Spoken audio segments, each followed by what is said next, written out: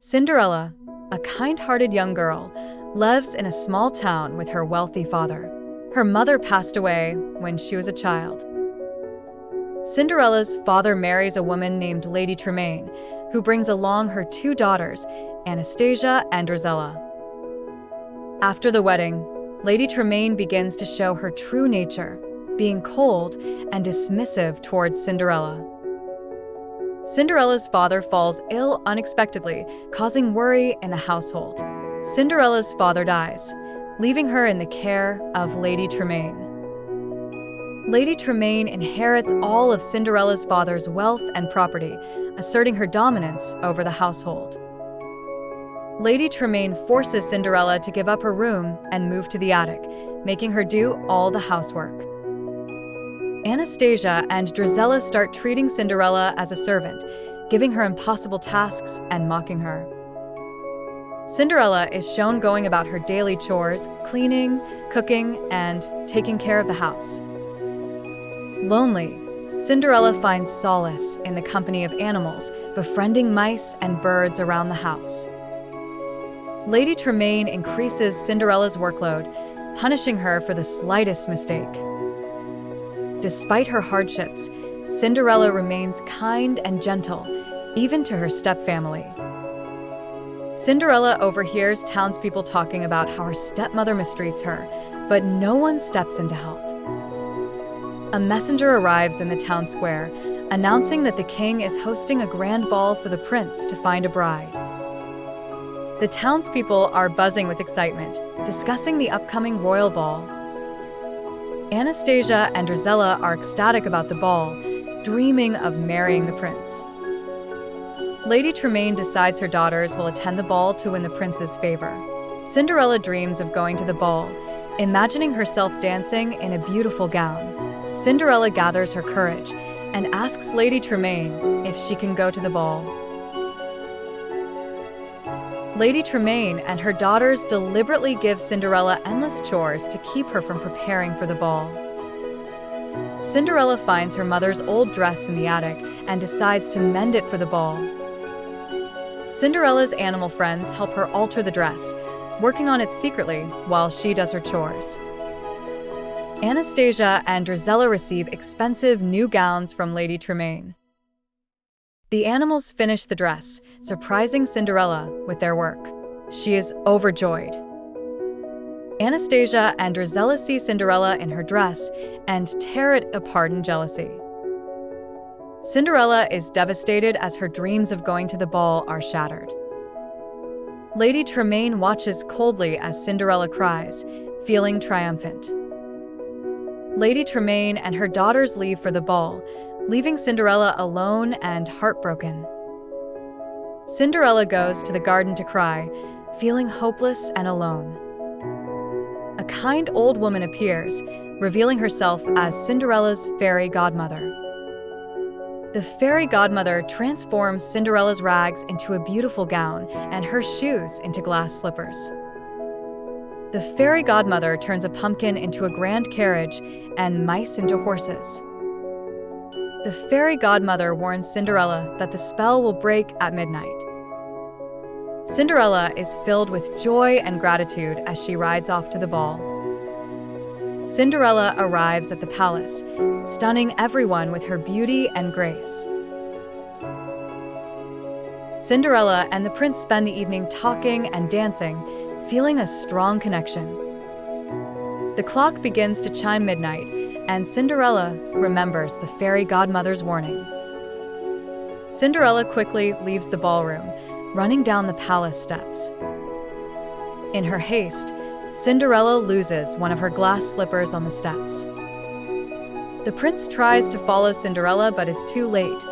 She disappears into the night. Cinderella's carriage turns back into a pumpkin, her gown into rags, and she is left with one glass slipper. Cinderella makes her way home, hiding the remaining glass slipper in her room. The prince declares he will marry the girl whose foot fits the glass slipper. The prince and his guards begin searching the kingdom, trying the slipper on every maiden. Lady Tremaine hears about the prince's search and decides her daughters will try on the slipper. The prince arrives in Cinderella's town with his guards, carrying the glass slipper. Lady Tremaine prepares Anastasia and Drizella to try on the slipper.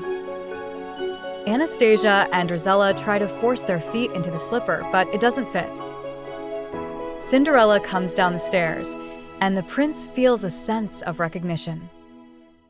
Lady Tremaine tries to prevent Cinderella from trying on the slipper, but the prince insists. The prince places the slipper on Cinderella's foot, and it fits perfectly. The palace is bustling with preparations for Cinderella and the prince's wedding. Cinderella moves into the palace, overwhelmed by the kindness and luxury. Cinderella and the prince are married in a grand ceremony, attended by the entire kingdom. Anastasia and Drizella are filled with regret and jealousy as they watch Cinderella become a princess.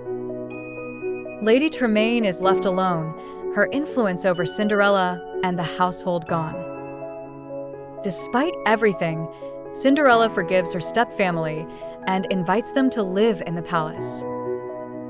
Lady Tremaine and her daughters begin to change their ways, softened by Cinderella's kindness. Cinderella is loved by the kingdom, known for her kindness and humility. The kingdom celebrates Cinderella's marriage with feasts and festivities. Cinderella and the prince start initiatives to help the poor and needy in their kingdom. Cinderella and the prince start a family, welcoming their first child. She becomes a wise counsel to the prince, helping him rule justly. Cinderella frequently visits her hometown, maintaining her roots and connection with the people.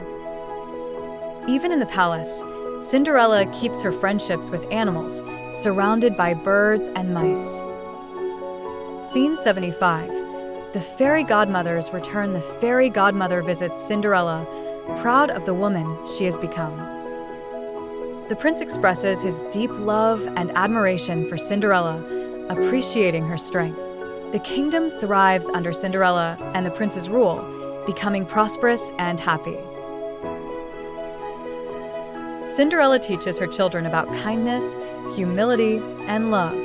She befriends a young girl from the village, reminding her of her own past. The story of Cinderella's kindness and strength becomes a legend in the kingdom. The prince expresses his gratitude for having Cinderella in his life, cherishing their partnership. The kingdom hosts another grand ball, celebrating the anniversary of Cinderella and the prince's marriage. Cinderella and the prince dance, just like they did on the night they met. The royal family, including Cinderella's stepfamily, enjoy the ball together, united in joy. The people of the kingdom express their love for Cinderella, showering her with gifts and flowers. Cinderella, now queen, looks around at her family and kingdom, filled with happiness. Cinderella and the prince watch the sunset from their balcony, holding hands. Cinderella reflects on her journey, grateful for the trials that led her to this moment. Cinderella shares her story with her children, teaching them the value of kindness. Cinderella walks through her memorial garden, remembering her parents with love. The animals of the kingdom gather around Cinderella, sensing her joy and peace. The prince promises Cinderella a lifetime of love and happiness. Cinderella and the prince discuss the future, planning how to continue helping their people. The palace is lit up with lanterns, symbolizing hope and joy spreading through the kingdom. Cinderella's story becomes a symbol of hope, inspiring others to be kind and brave.